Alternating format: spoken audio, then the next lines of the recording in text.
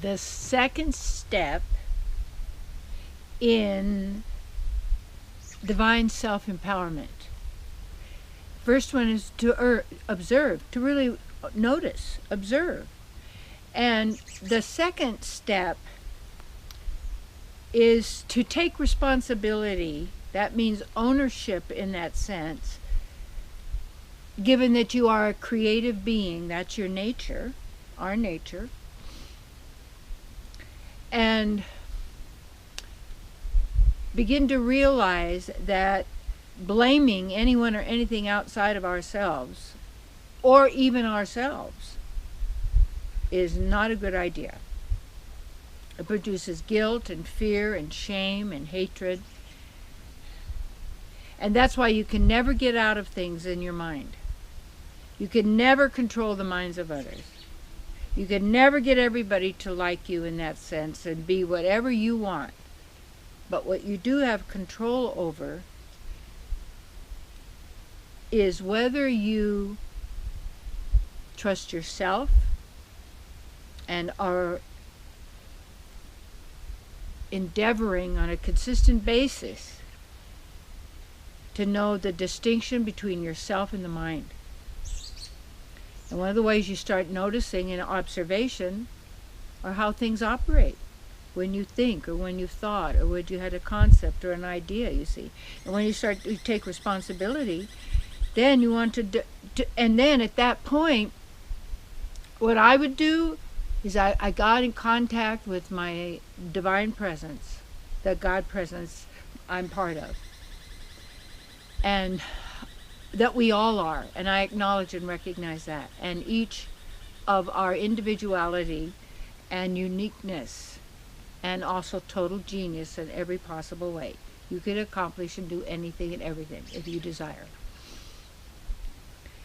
And yet the desires must come from the heart, or that feeling, or that sense of it that is something gravitating you through some sense of a desire to help, to do good, to enrich and empower others, and at the same time strengthening your awareness of your relationship with your source, our source, and therefore each other. So this is really good.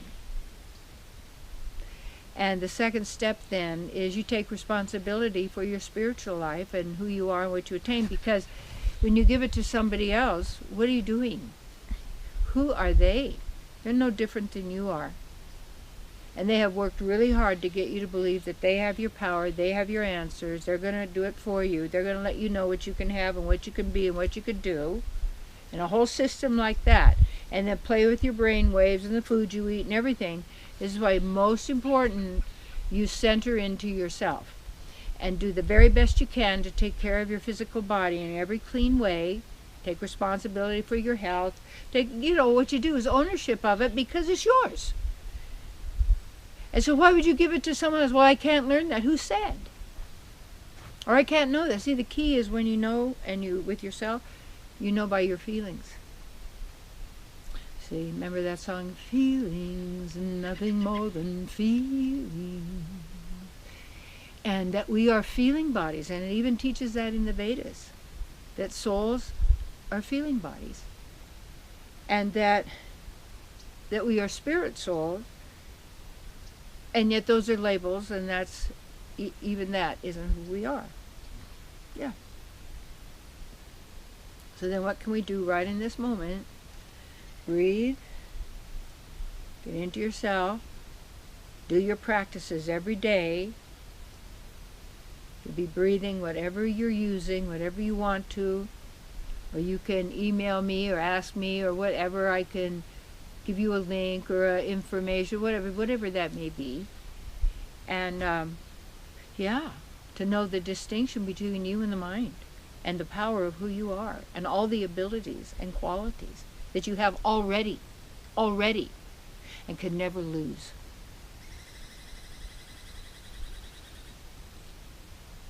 Keep your connection with your God self. Don't let people tell you there's no source, there's no God, there's no supreme being, but there are friends, our family, our loved ones, our partners.